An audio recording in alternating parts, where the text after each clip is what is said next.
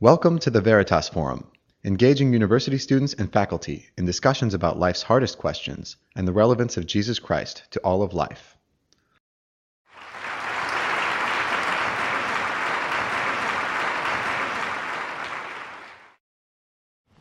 Well, good afternoon to all of you. It's great to see everyone here, and I want to add my warm welcome to Professor Lennox. I'm so looking forward to this quaint Irish accent here as soon as you speak.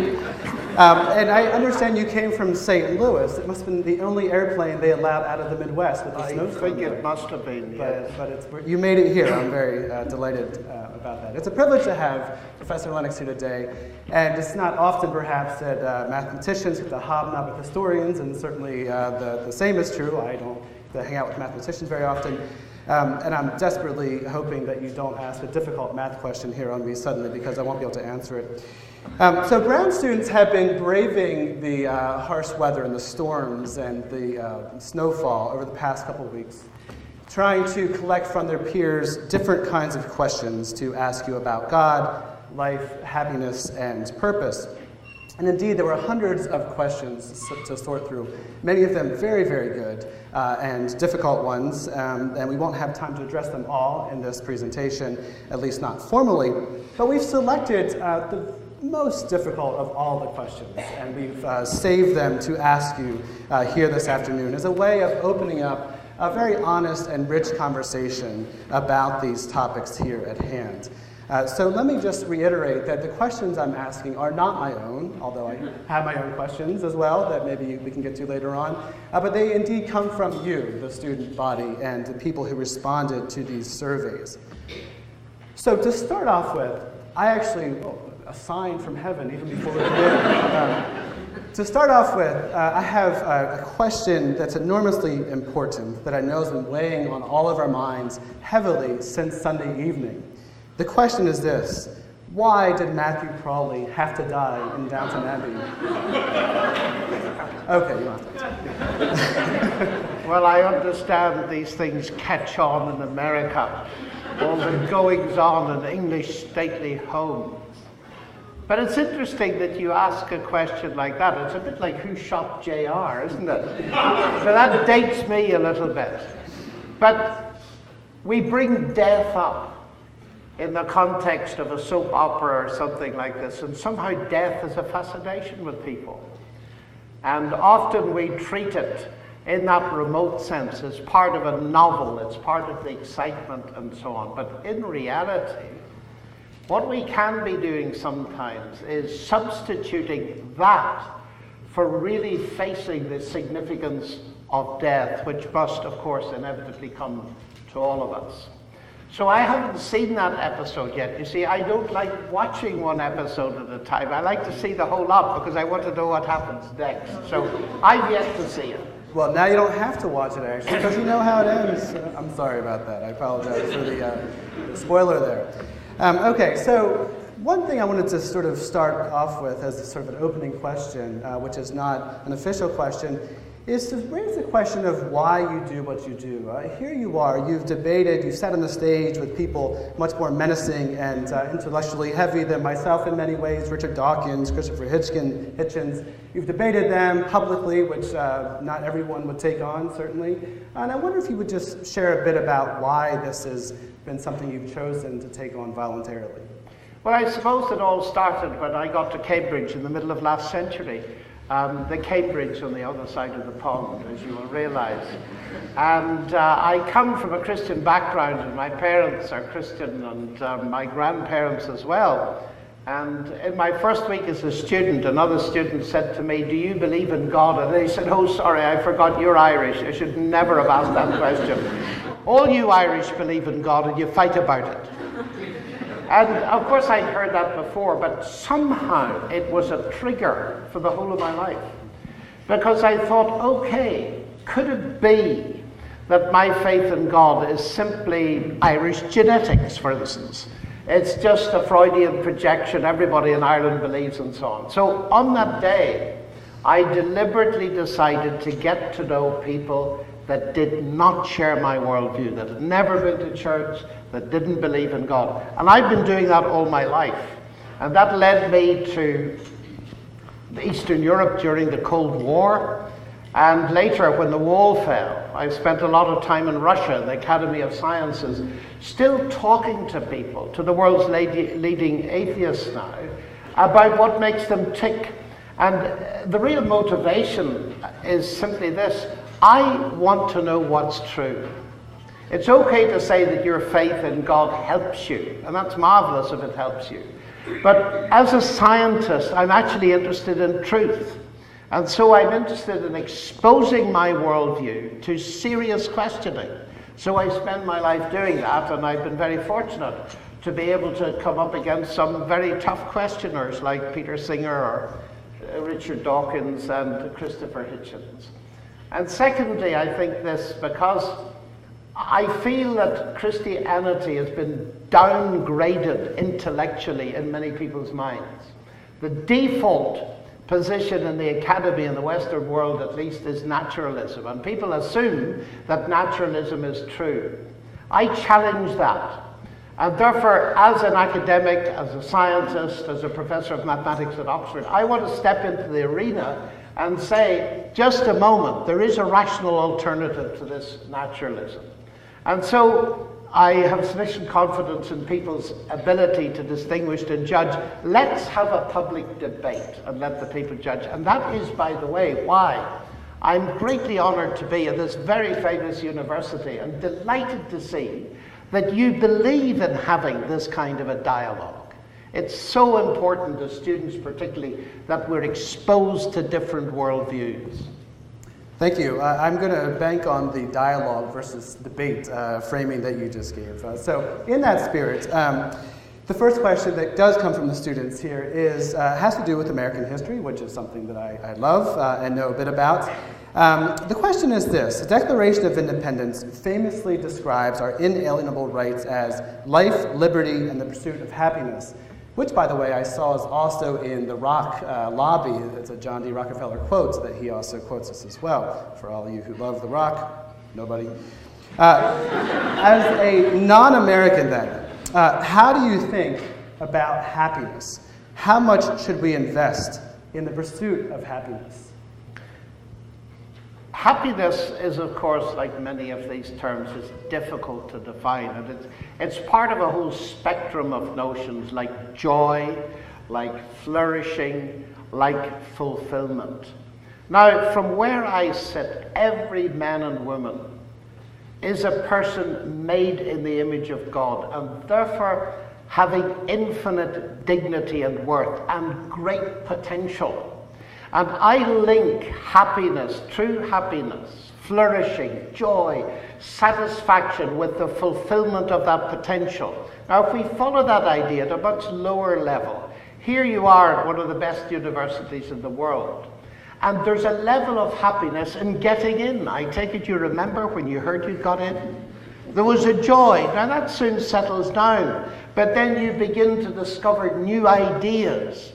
And there's another level of that sense of flourishing. Gosh, I could get interested in molecular biology, or I'd love to do Chinese applied basket weaving, or underwater lithography, or something like this.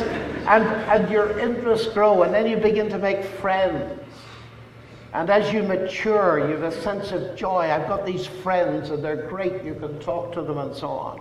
So I think all of those things are wonderful. So when the people fled from England to have a better life in America and founded this wonderful country, they had a great sense of trying to create an environment where flourishing would be possible. And I'm very aware, as I say this, that the reason they fled England was partly the persecution of the church. That's such a horrific tragedy. We could come to that later. But it is important to realize, and I'm just going to take this a little step further, because when you bring God into the equation, sometimes people say, well, you ought to be gloomy about God, because God's out there to spoil your fun and to see if you're enjoying yourself and being happy and say, stop it. That's nonsense. God invented all the colors in the rainbow. We've never invented a new one. God is the one who has given us a universe utterly magnificent. I was looking up at the stars last night, Orion's nebula, and Jupiter sailing past, and just the sheer beauty and the vastness of space. And just think of your giftedness as a human being. You're the top 0.01% of the elite of the world by definition if you're here. Those magnificent gifts. I cannot conceive how people feel that God is a killjoy when he's actually the author of these things. So to sum this up, I see joy and happiness at different levels. You know, when you're about 5, happiness is your face covered with ice cream. Some people older than that, I know, but there we are. But as you grow up, your joys come and go. There are things that you didn't enjoy at 7. You weren't probably reading Wittgenstein. But when you reach 77, you might be enjoying Wittgenstein, and so on. Joys grow. And what I like to say about this is, we can put this in a much bigger context. I noticed the text coming in. That was most interesting. What is the most significant thing? It was friendship and family. That is relationship. Now hang on to that. Because my firm belief, and it's one of the reasons I am a Christian, is that God is not a theory, but a person with whom we can have a relationship. Now, if that's true, and there is a God who invented and sustains the universe, then by definition, relationship with him will mean the highest degree of happiness and fulfillment. So we have all these other levels that we gain through our friends and our family, and they're actually communicating a message to us. They're telling us that our highest joys are found in terms of relationship, and they're pointers upwards to the biggest relationship of all, which is the relationship with God. You're mentioning of God as a killjoy potentially reminds me of H.L. Mencken's definition of Puritanism. I'm sorry, I'm an early Americanist, I can't help it. Which was, Puritanism is the fear that someone somewhere is having fun. Which is not the definition of Puritanism. Take my early American history class if you want a different one. And not the definition of God, I hear you saying as well. But the question is within religious structures and systems, there does tend to be this dour kind of killjoy mentality, right? So, and if happiness is a core value of our society, and indeed Brown students consistently nationwide come in as the happiest students. Oh, do they? Absolutely. You can't tell? Look at these smiling faces. Oh, well, you should have told me that before, because you see, the obvious thing now is if you want to be happy, go to Brown. So there's no chance for me. Well, that was the question. How do we find happiness? But I guess your answer is you've already found it. You're here at Brown. Okay. But so the question is, how do we find happiness? And I hear you saying it's through relationships and ultimately through a relationship with the divine. Yes. Is the pinnacle of that. Are there other ways that even non-believers could pursue happiness that would be equally as satisfying? Is the pursuit of happiness limited to the Christian tradition? Oh, not at all. Let's get this clear. And this is where part of the gloominess comes. I said right at the beginning, and this is my axiom, if you like, that every man and woman, whether they believe in God or not, is made in the image of God, and therefore open to them is the potentiality for all these levels of fulfillment and flourishing. So an atheist like Francis Crick gets a tremendous buzz out of decoding the DNA double helix. Of course, those levels are open, but by definition, relationship with God is not open to someone who denies God. And all I'm saying is this: there's more to it than the naturalistic or atheistic worldview gives. Now, that's very different from the normal take. I see Christianity as a much bigger picture, giving me a bigger universe. I mean, it's pretty obvious, isn't it? Because naturalism tells me that death is the end. So being nearly 70, I'm nearly at the end on average.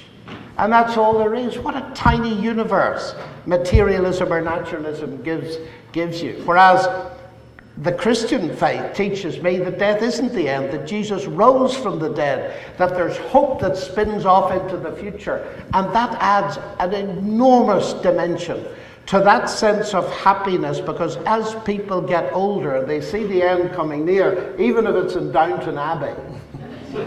as they see the end coming nearer. A friend of mine did epidemiological research on this, on old people, and he said it was very interesting.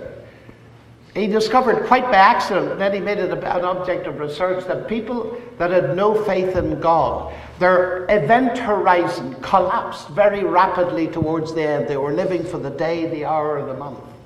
But he said what astonished him was, by and large, people who believed in God, it was opening up. They were looking forward, not to the process of dying, but to the fact that death was not the end, and there was an eternity to be with God. That he found a very interesting thing, just as an established fact. So we can all flourish at some level or other. The atheist, as much as the Christian, can enjoy a NASCAR race, especially with a woman driver, probably. No, you don't follow NASCAR, obviously, nor do I. Wrong crowd, I think, probably. So let me just step back a minute in terms of this idea of the meaning of life. So you were saying that actually a Christian worldview expands the possibility for meaning, not only in this life, but also beyond. Which it leads into another question that people ask, which gets at the heart of this question of meaning. So demographers tell us that human life expectancy is at an all-time high on this planet at around 80 years. You said 70, I think. Oh, you're giving me 10, thank you. Around 80 years in the United States, at least. And it's slightly higher in the UK. I'm not sure why that's the case. Perhaps you can address that in your response. But living longer doesn't actually solve the basic problems that have haunted, or the basic questions that have haunted human beings from the beginning of time. It actually maybe exacerbates them because you have longer to think about these questions. Questions like, why are we here? What is our purpose? And I'm curious what your response is to some of these questions. You've addressed a little bit, but if you could flesh some of that out, it'd be helpful. I wonder if my children put that question to me. Why am I here, Daddy? And I've often wondered, what would I say to them? Well, I know because I've had the question and I have answered it. Do you know what I told them? Because I wanted you to be. And one of the biggest things for me is this. If you ask that question as bluntly as that, why are you here? I can't get behind this, that God wanted me to be. Now, somebody wanting you is a wonderful thing in life. C.S. Lewis wrote a brilliant article called The Inner Ring. And we all feel this. We come across a ring of people and we're on the outside. And we feel unwanted. And all of us have had this experience. It's a terrible experience. Kids have it, grown-ups have it, and so on.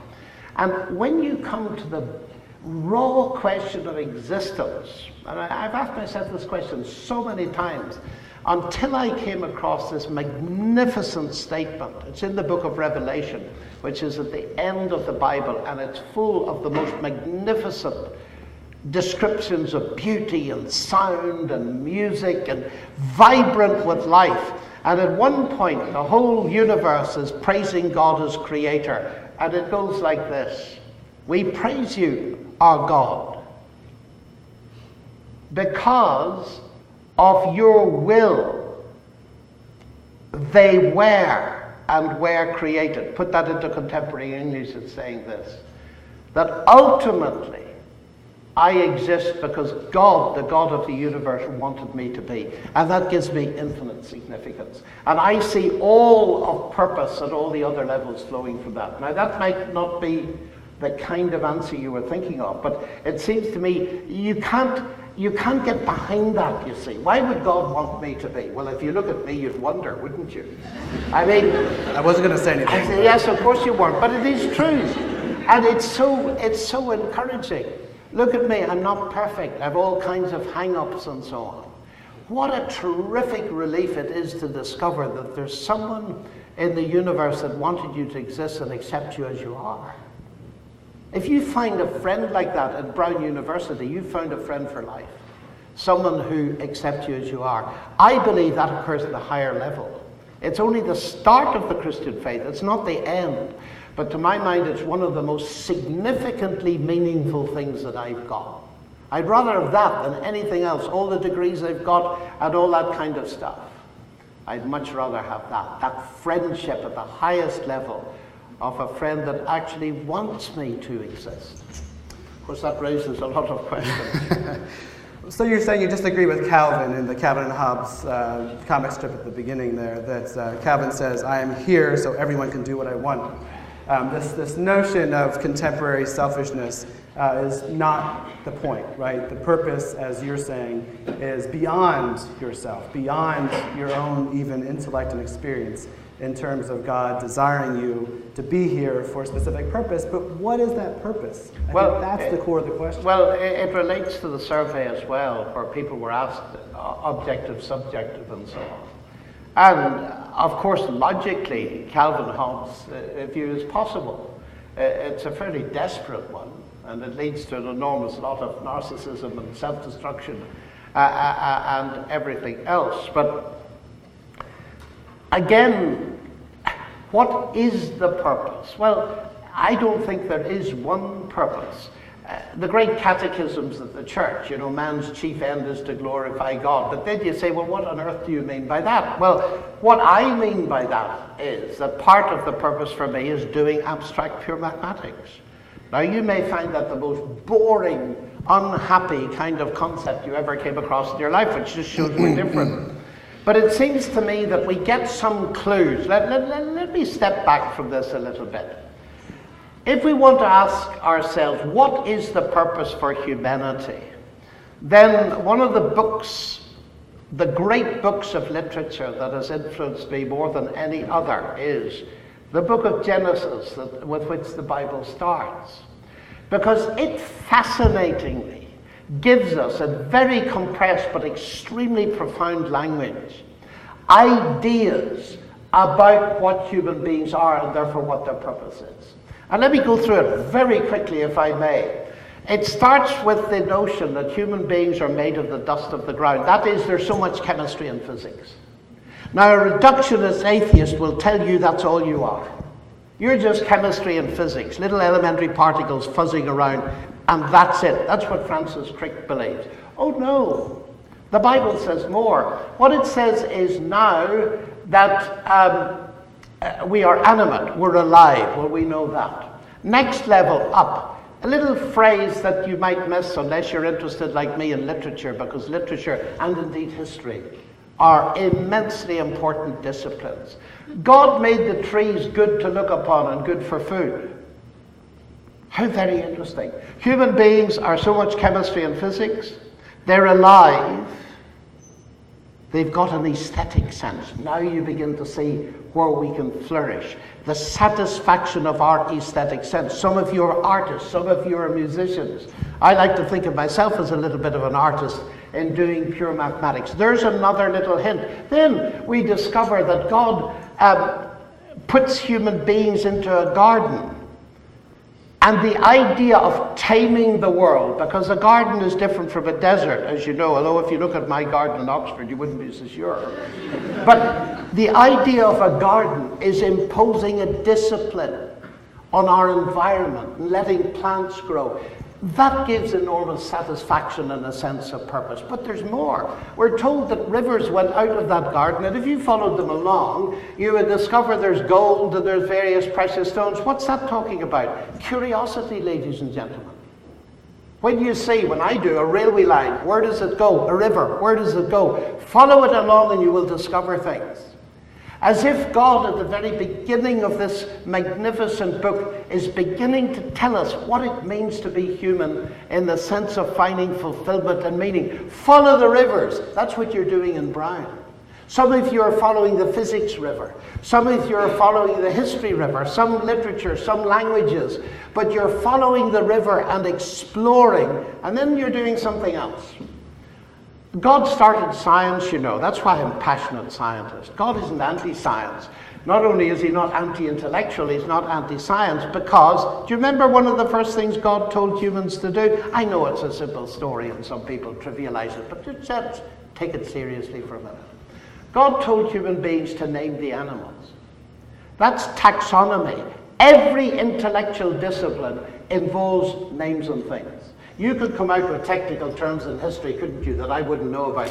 And I could certainly come out with some technical terms in maths that you wouldn't have a clue about, I suspect. That's what I'm afraid of, yes. Yes, well, don't worry, I'm not going to do it. But we're all like that. We're naming things.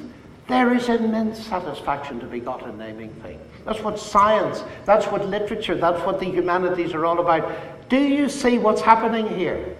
Instead of the Bible closing down and turning the world into a gloom, it's opening up the possibilities. So what have we got? An aesthetic sense. We've got the discipline of a garden and causing things to grow and plant life and nourishment and all that that means. We've got the aesthetic sense. We've got science and taxonomy. Is there anything else? Yes, there's work. Work in the garden. That's part of what it means to be human. And the problem is, ladies and gentlemen, it's very ironic to me. At every one of these points, there's a philosophy in the world that cuts life off at that point and doesn't go further. Life is just physics and chemistry, that's materialism. Or life is just the pursuit of aesthetics, that's hedonism. Or life is just work, that's the old Marxist view. Or life is just, and here's the interesting thing, the Bible tells you more about life than any of these philosophies, which is one of the reasons why I believe it. And you creep up a bit further. It's not good for man to be alone. There's a relationship with someone, yet someone who's other, and it's building up to the fact that the highest definition of life is a relationship with God, which is morally defined. And there's another big wealth of meaning coming in, because we human beings made in the image of God are moral beings.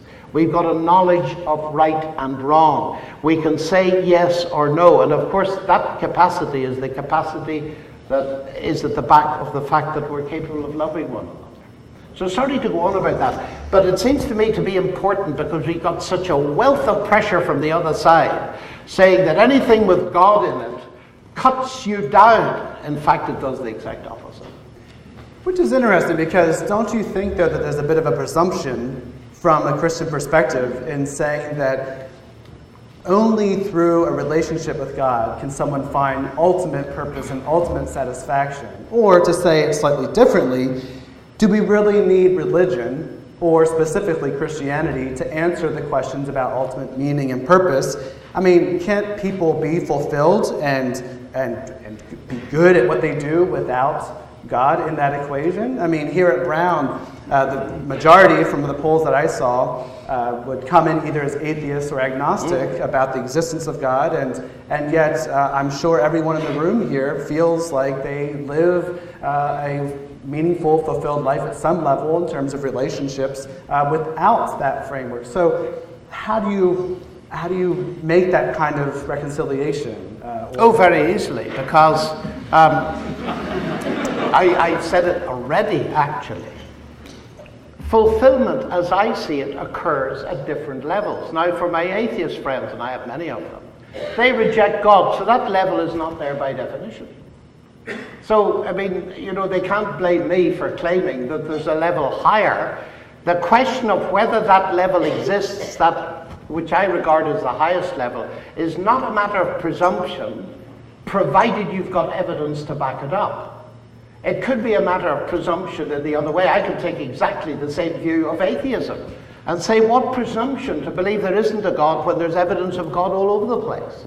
So we can balance those two arguments out to zero. So it's better to say, right, what is your evidence? So let me make it clear. I am not denying that my atheist or agnostic friends cannot experience life's fulfillment. In fact, I affirm it for the very reason that from where I sit, even if they don't believe it, they're made in the image of God with all these potentialities that most of us agree about.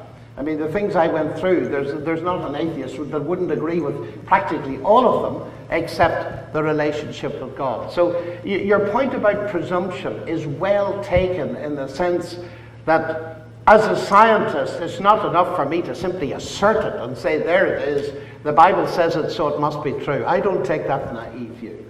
You've got to step way back from this and say, right, what is actually the evidence that it's true? And I think that's what happens in this kind of a dialogue. We're forming worldviews. We hear the evidence for one worldview and the evidence for another worldview, and we have to make up our minds on that. So I hope I've answered that, because the idea of presumption and arrogance tends to come in when you're making a dogmatic statement for which you haven't the slightest evidence. But it's perfectly possible to do that.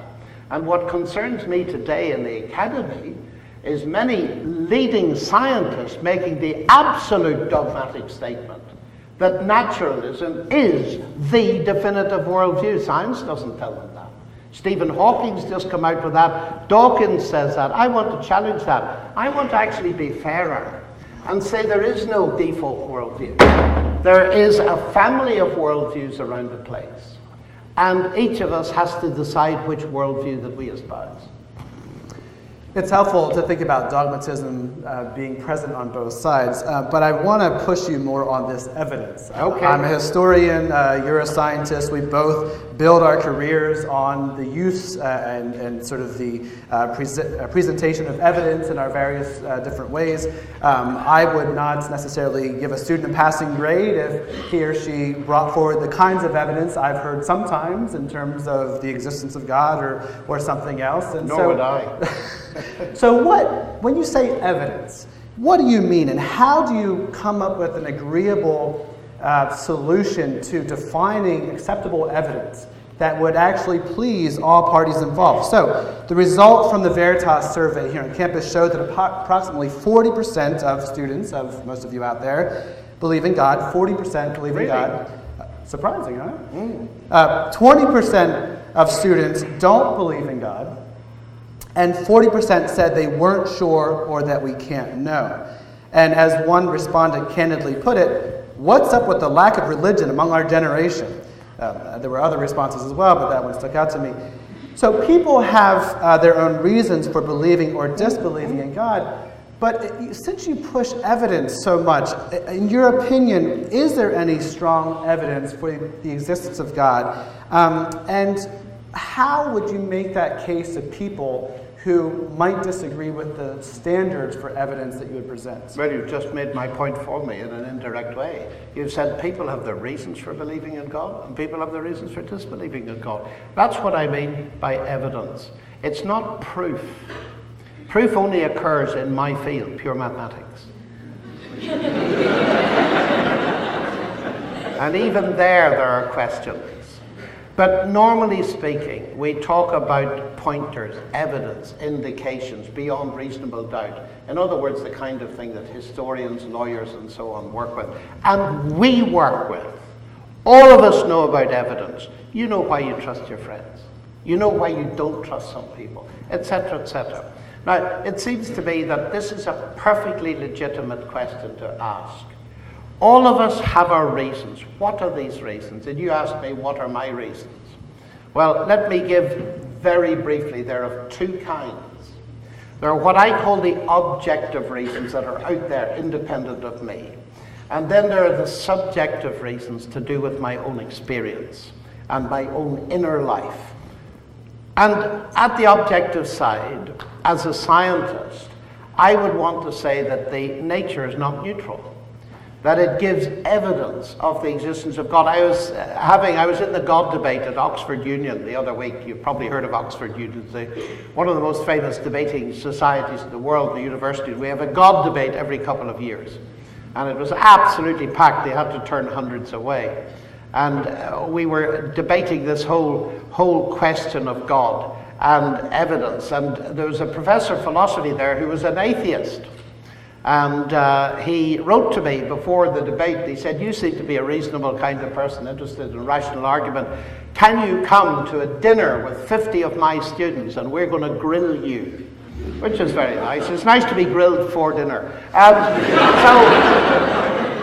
I went and we were talking, and it was most interesting because in the middle of it, I said to Peter, this is the atheist professor of philosophy, if you were to make my case, what would you say? Oh, he said, instantly what I'd say is you've got a strong case in the fine-tuning of the universe.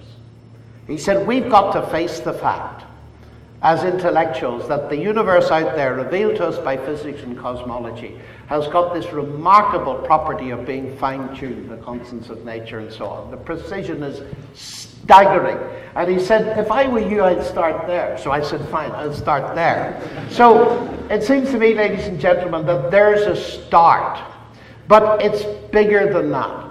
There's a fascinating book that's just come out by one of America's leading philosophers, who's an atheist. His name is Thomas Nagel.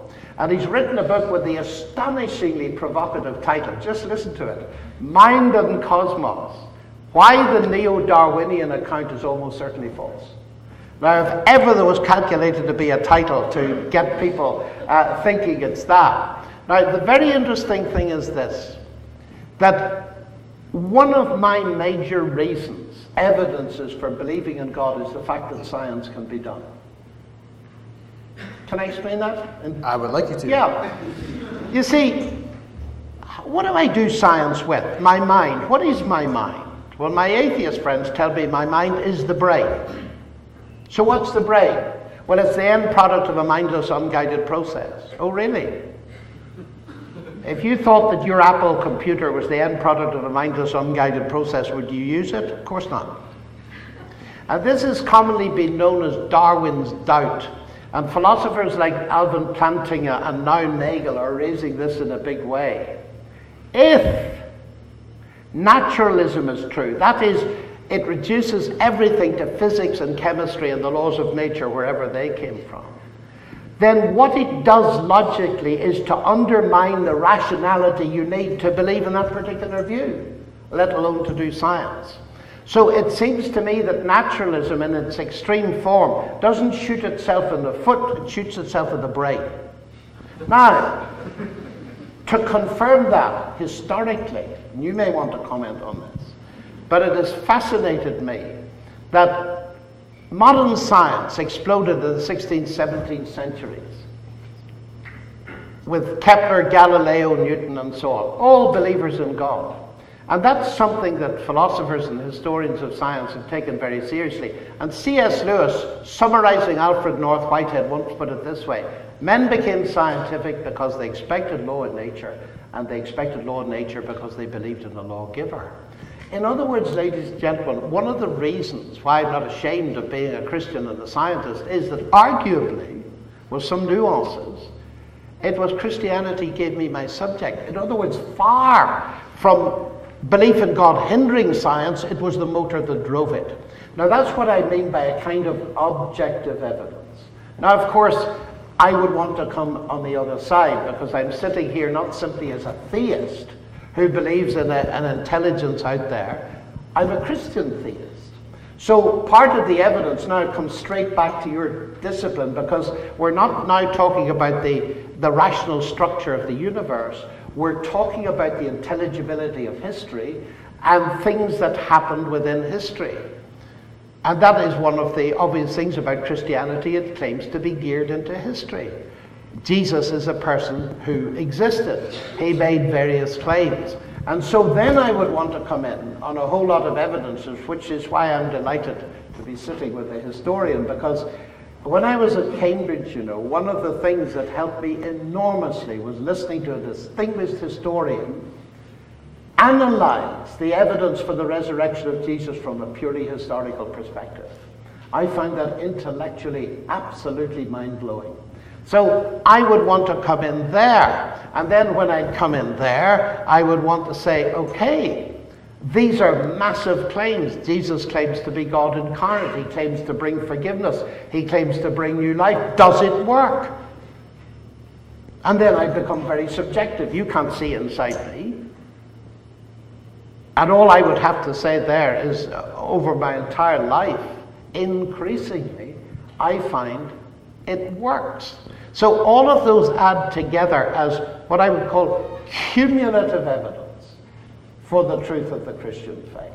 And I put it out there, and other people put out their reasons, and we decide. The subjective turn is intriguing, and we don't have time to go into it, so I'm just going to mention it and then run away. But if that is one of the criteria, then people would respond, I'm sure, judging from the responses from the survey, that is present in every world religious tradition, that people would say that internally there's an effectiveness to ritual and belief and practice. So just to, again, put it there and then move on. Well, that's why you need the question objective. 6. No, that is precisely why you need the objective side. right. I can have all kinds of feelings. I can be sitting on the beach. Is there a beach around here somewhere? Probably. I'm sitting on the beach and the sun's shining and I'm feeling wonderful. You're up on a cliff and you see that the sea surrounds me and the tide's coming in. My subjective feeling have no relationship to the reality of the danger I'm in. There's an objective reality that is not remotely reflected by my subjective feelings. So that's why it's both and. You probably noticed that an eagle needs 2 wings to fly. So it's exactly that. The objective confirms the subjective and vice versa. And so it's the two things running in parallel. Once you only have the one, it's sterile intellectualism, and the other, it can be absolute subjectivism that has got no reference to any objective reality. So another question, this is shifting gears quite a bit, but I want to make sure we get to this because I think it's a really critical one. And in terms of thinking about the objections to religion and to Christianity on a global scale, one thing that comes up time and time again is the question of suffering and the presence of evil. And so I want to make sure we have time to address this. So if you look around the world, if you watch the news at all, you know there's a lot of pain, heartache, and suffering. And most of us here in this room likely really don't know what it means to truly suffer. I'm not talking about having to suffer in Keeney Hall as a first-year Brown student, or to make the agonizing choice between an iPad and a Kindle Fire. But something like, for example, the fact that every 5 seconds a child dies somewhere in the world from malnutrition. Or how every day thousands of young girls are forced into sex slavery and human trafficking. Or how millions of people are displaced in war-torn countries all around the world. And sometimes Christians are a part of creation of suffering historically and in the present. And you mentioned you're from Northern Ireland earlier, and this is a place where Christians have been a part of this religious strife and violence and political strife and violence. And so the question is, if there is a God, how can we account for this kind of human suffering on this scale throughout human history? How and why would a good God permit this kind of suffering? Well, this is the hardest question any of us face. By far the hardest I face.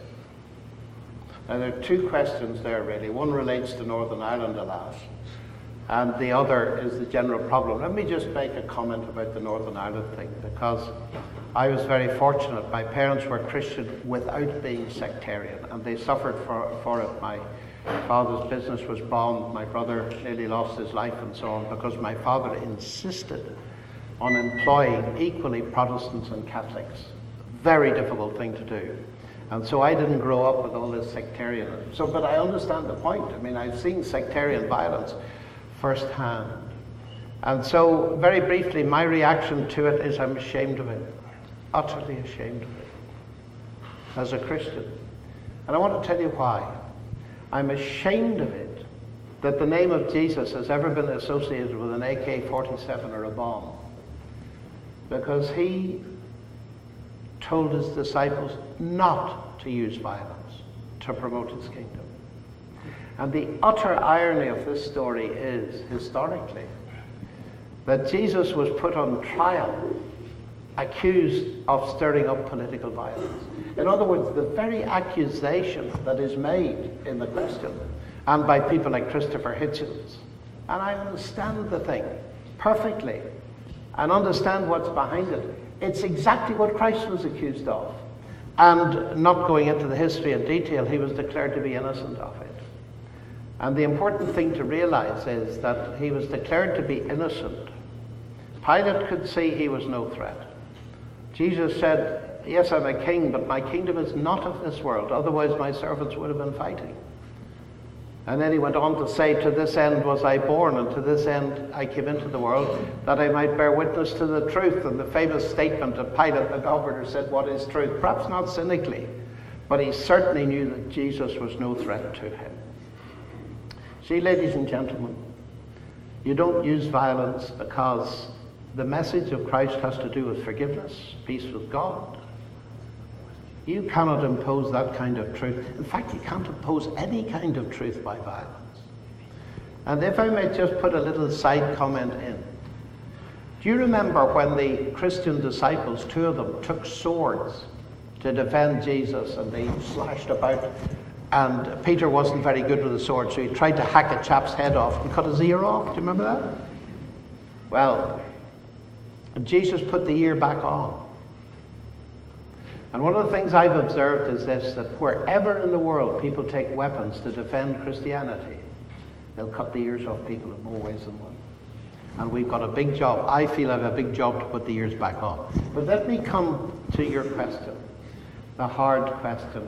You know, every time I get asked this question, and it comes up all the time these days, I see a door, and over it are the words Arbeit macht frei.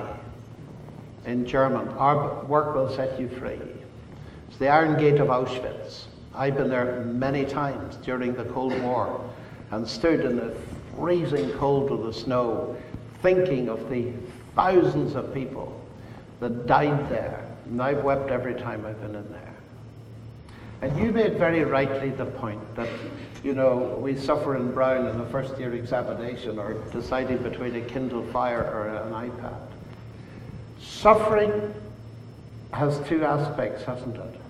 Cancer looks very different to an oncologist than it looks to the young mother who's just been told she's 6 months to live.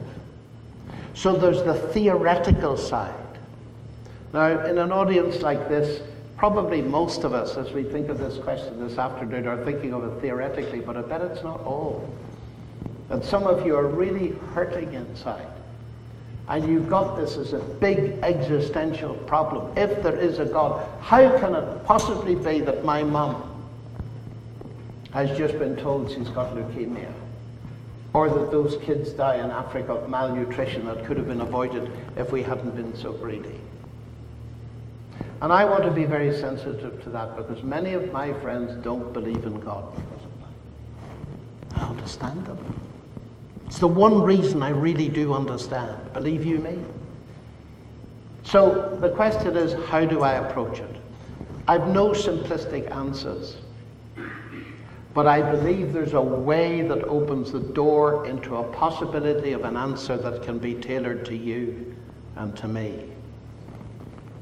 You see, ladies and gentlemen, many people tell me when they come across extreme suffering that they just give up on God. It blows the fuse. It's too extreme. Forget it. God doesn't exist. Many of my colleagues at Oxford will say, John, okay, there might be some intelligence out there, but don't talk to me about a personal God. Don't insult me.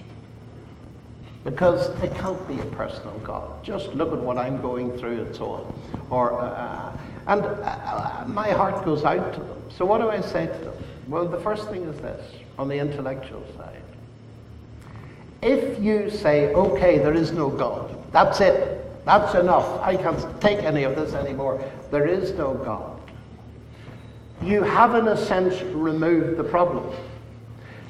At the intellectual level, you come to the conclusion that this world is just a brute fact, the suffering is a brute fact, and you might even end up with Richard Dawkins, who says, this universe is just exactly what you'd expect to find it to be. If at the bottom there's no good, no evil, no justice, DNA just is, and we dance to its music. That's bleak. And I pointed out to him that it was bleak. And he said to me, yes, it is bleak, but that doesn't mean it's false. I said, no, but it doesn't mean it's true either. So we got to face that. Please notice, by the way, that Dawkins' extreme materialist view removes the categories of good and evil. So logically, he cannot talk about a problem of evil. Where does he get the concept of evil from? If there's no category of good and evil. Now, of course, he is a moral being, whether he believes in God or not, and that's where he's got the categories from, so he has every right to apply them. I do notice that what atheism does not do is solve the suffering. It's still there. And it can make it 10,000 times worse.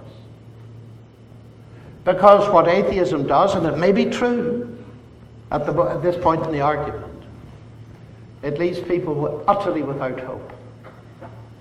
And what is more, it leaves the vast majority of people who have ever lived without justice. We are so privileged here today. You mentioned the children that will die during the course of our session. The vast majority of people who have ever lived didn't get justice in this life, and if there's no other life, if death is the end, they will never get justice. So what atheism does is to almost negate the whole concept and say that our conscience that screams out for justice is an illusion. We live in a world where we get hungry, there is food. We live in a world where we get thirsty, there is drink. We live in a world where we cry out for justice, but there isn't any. Is that really true? So I come back in the circle. Hard as it all is, I now come back to bring God into the picture. Now, ladies and gentlemen, the next little step is this. People say to me, but look, here we see this awful behavior in the shooters just recently in this country. Couldn't God have made the world differently? If he's a good God and an all-powerful God, why? I mean, could he not? Shouldn't he? If I were God, I would have. And those arguments go on for centuries. Have you noticed nobody's ever solved them? I've not solved them. So I ask a different question, since I can't solve that one. I say, well, of course, God could have made a world in which there was no evil. He could have made us all robots. But what use would that be? Because robots can't love. I wouldn't like to be married to a robotic wife, would you? Or husband? Who was programmed to kiss you when you pressed the iPad on her front that said kiss. Meaningless. God could have done it. He didn't do it. The fact is, well, I brought 3 children into the world. I took a risk, didn't I? I can remember so well holding the little girl and thinking that child could grow up to reject me. Why take the risk? Well, you know why. Because there are things like love and so on and so forth. So, granted that there's a risk, I come now to my question, and I'll stop at this point. We look round and we see a mixed picture. I'm often reminded of Coventry Cathedral, beautiful cathedral in England that was bombed during the war. If you go to it now, you see traces of beauty and you see traces of devastation. That's exactly what you see as you look around your world today. Traces of beauty in human beings, traces of utter devastation. That's the way it is. So now comes my question, and it's simply this. Granted that that's the way it is, are there any grounds anywhere of believing that there is a God whose love and attitudes are big enough for me to trust him with those ragged edges? That's a big question, isn't it? And here's my answer to it. As I've said to many people around the world, I've said, you know, at the heart of what I believe as a Christian is that Christ was never merely a human being. He was God incarnate. And we all know he was crucified. So try and come with it. You may believe it, you may not believe it, but think of what is being claimed. And what is being claimed is that was God on the cross. What's God doing on the cross? Well, one thing it tells me is this, that it means that God has not remained distant from the problem of suffering, but has himself become part of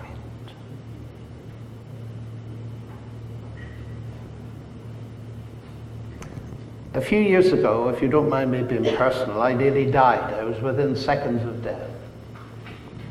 And I was rescued by brilliant surgeons who threw me onto an operating table and managed to sort me out.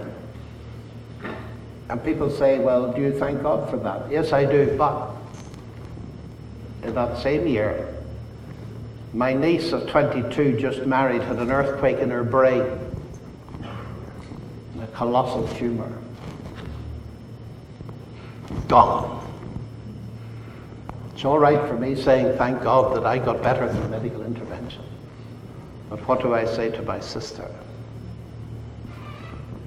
But my niece, although she died, she didn't lose her faith in God. It was her faith in God that enabled her to cope with that. Why? Because the death of Christ on the cross wasn't the end, ladies and gentlemen. I would have nothing to say if it was the end. But now comes the really big thing. Because Christ rose from the dead, I believe death is not the end. And therefore, if you think of those innocent children that will have died by the time we're finished this lecture, I firmly believe, and it may be risky saying it, ladies and gentlemen, but why not? It's what I believe. If you could see what God does with people like that, we'd have no more questions. I believe that God is ultimately a God of compensation, and one of the central claims of Christianity is our moral sense is not an illusion. There will be a final judgment at which justice will be done. The terrorists will not get away with it. The man that destroyed your daughter by raping her or abusing her will not ultimately get away with it. Because this is a moral universe. And it's that, almost above all, that is for me one of the most powerful evidences that the Christian faith makes sense. Now, I don't regard that as a simplistic answer because we're all left with all those raw edges. But at least I have seen in my experience, I haven't suffered like some of my friends, particularly my Jewish friends. I haven't suffered anything like that. But I have seen how that worldview coming in does something that atheism by definition cannot do. It brings hope, but hope that is based on something substantive back to the evidences for Christianity. Well, thank you. We're going to incur the wrath and justice of the people who are in charge of this building if we go on too long here. So I want to not ask the remaining questions and instead open it up officially into the Q&A, which I know that Professor Lennox likes to orchestrate himself. So I will turn it over to you. Well, sorry if I went on too long about that, but you will ask big questions, sir. This is the point. This is the point. Well, what we're going to do, ladies and gentlemen, just for a few minutes, one of the things I discover at these sessions is that everybody's interested in everybody else's question. So I'm going to give you a chance to hear the other people's questions. So what we're going to do is collect 4 or 5 questions before I say anything about any of them, so that the whole room is aware of the spectrum of questions that are going through your mind. So it's a time, we haven't much time, as has been said. Get up, go to the microphone, I'll acknowledge you, and state one question, not one question with 27 subsections. One question briefly, I'll write it down, and when I feel we've got enough, we'll come to that. So it's over to you. So just come down to the microphone. Thank you very much. Number 1, off we go. Hi. Hi. Enjoyed the talk very much. Thanks for being here. In just about every religion that we see throughout the world that's arisen, there is a practice that involves entering into what many people call the ecstatic experience.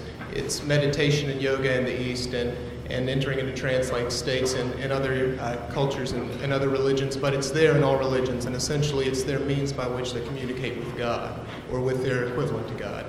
And even in early Judaism and Christianity, we see this. We see the prophets entering into visionary states to receive information, and We see it with Ezekiel and his vision of the chariot. We see it with John on the Isle of Patmos.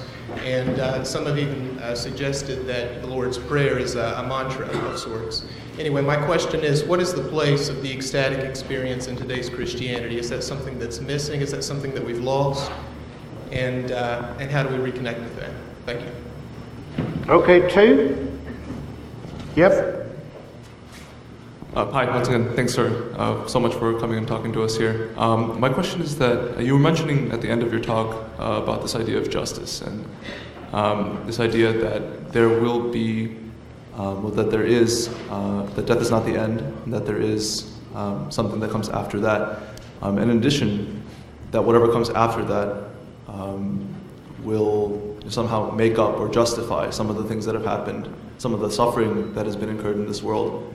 And so my question is there an implication in that statement that that the children that are going to die from malnutrition, for example, that they don't necessarily have to have known God or Jesus in order for there to be something good waiting for them afterwards? Thank you. Okay, next. Hi, thank you very much for a very interesting set of answers to these questions. My question relates to your, this goes back to when you were speaking about your personal background, about how you grew up in a non-sectarian background.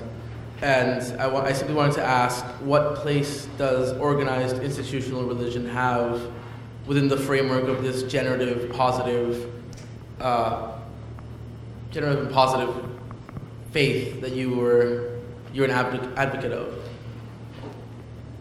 What place does it have in my life, or what place does it have full stop? Within the place of faith in general, in God, and how to best, in the experience of God.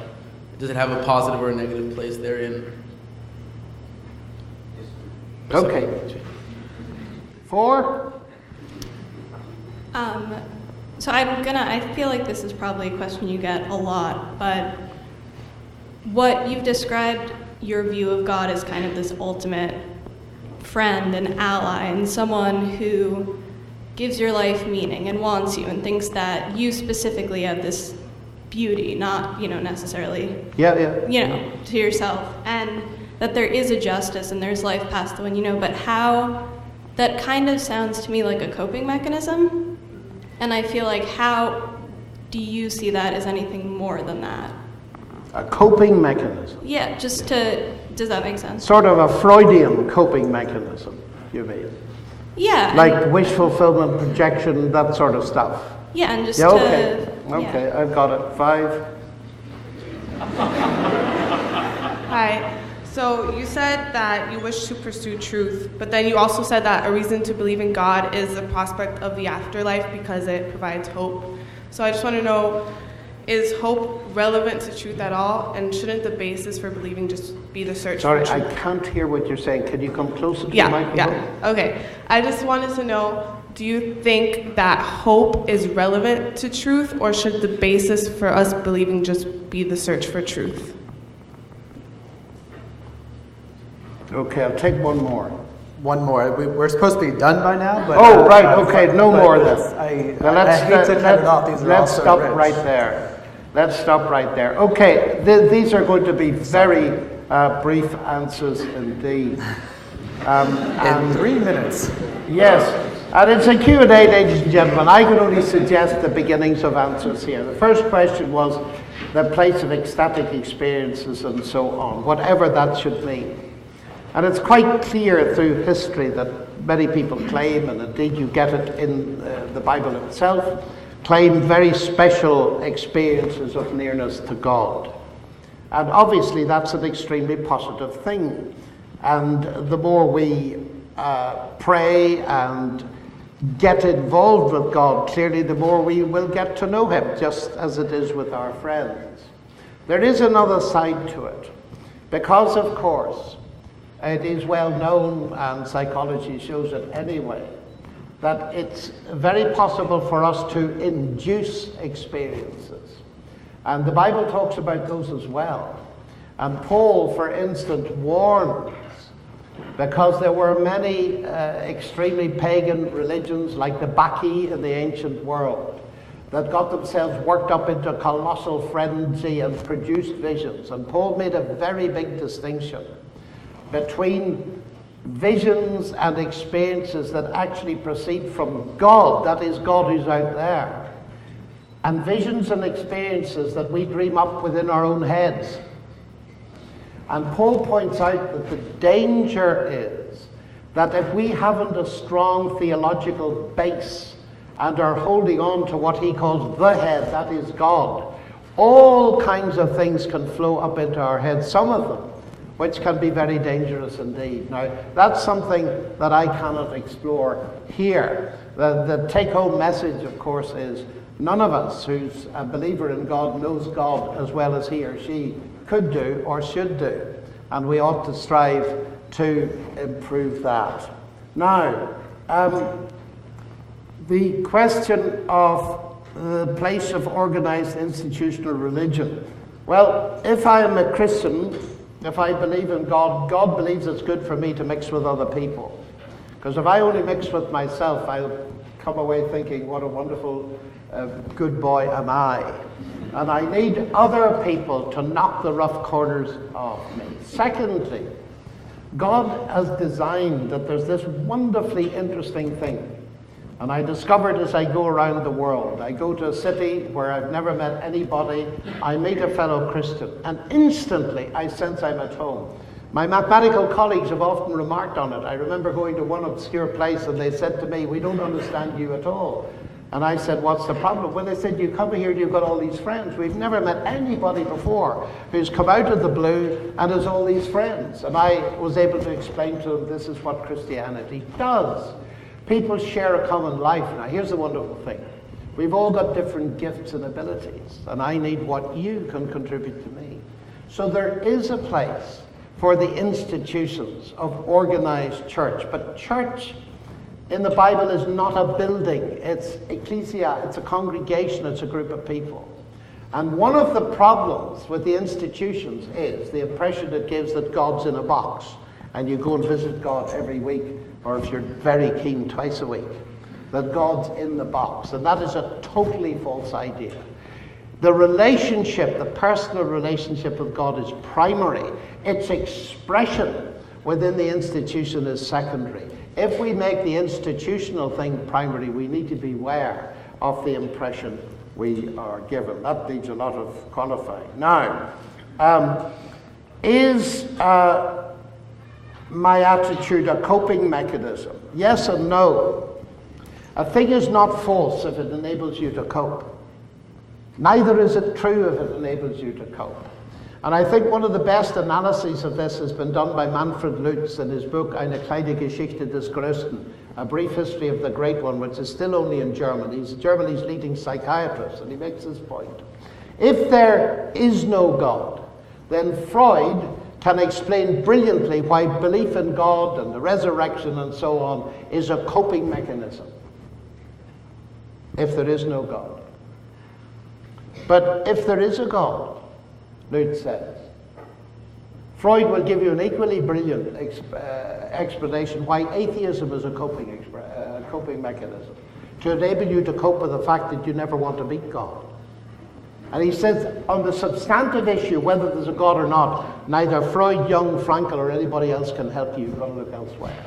And so it's very important to ask your question. That's the question I started off with, remember, in Ireland. Was it simply Irish genetics, coping mechanisms? But don't kid yourself. If a thing is true, it'll probably help you to cope. But it's not true because it helps you to cope. You've got to have stronger reasons than that for believing in its truth. Now, justice, is there an implication of what I said that children and infants don't have to know God or Jesus? Now, that's another of these big questions. I'm going to sound very dogmatic here. But it's very clear from Scripture that God will never judge a person for not knowing something they cannot know. Abraham didn't know Jesus, did he? He trusted God, and that was accounted to him for righteousness. In other words, he responded to the level of revelation of God that he had. God will be utterly fair. And God is more interested, if you don't mind me putting it crudely, he loves those children much more than I do. But we can be utterly sure that the judge of all the earth will do right.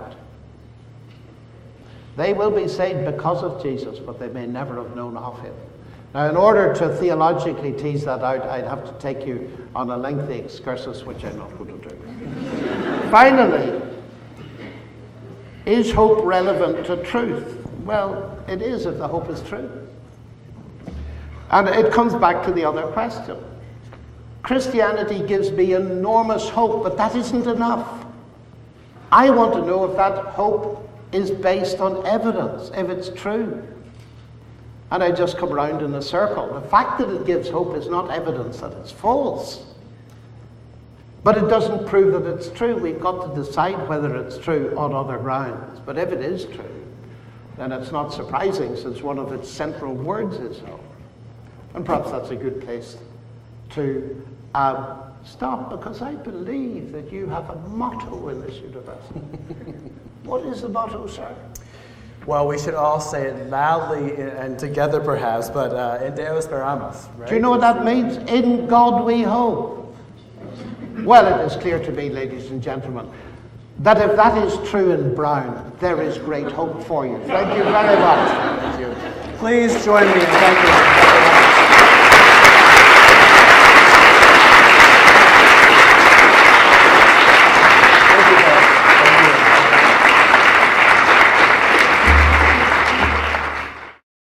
For more information about the Veritas Forum, including additional recordings and a calendar of upcoming events, please visit our website at veritas.org.